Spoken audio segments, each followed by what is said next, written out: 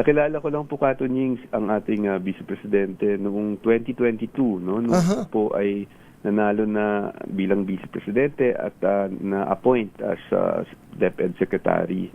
So, at that time ko lang po siya nakilala. In fact, hindi po ako kasama sa kampanya, no? Oo.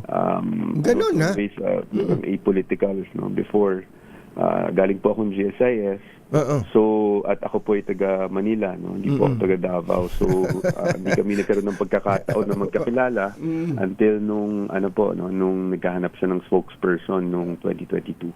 Opo. So, eto na meron po kaming research pala dito. Kayo pa si VP Sara ay San Sebastian nagtapos. At kayo ay UP College of Law at kayo pala ay top of your class.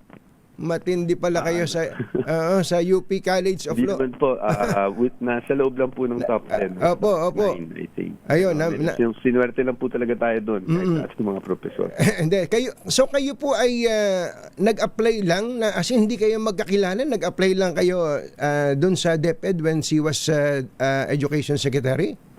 Opo, hindi po kami magkakilala at all. And then, noong 2022, meron po kasing nagsabi sa akin na kakilala niya na naghahanap siya ng taong may experience sa GSIS.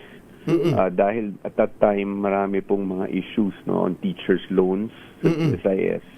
At so, naghahanap siya ng meron ng talagang experience dito sa mga teachers' loans. Kaya hinikayat ako na mag-apply. In fact, nung nag-apply ako, yun po talaga yung punto ng pag-apply ko is makatulong to bridge yung DepEd and GSIS. Pero, well, iba yung naging kapalaran natin. Nagkataon na tinanong niya ako kung okay lang sa akin na maging spokesperson na rin po.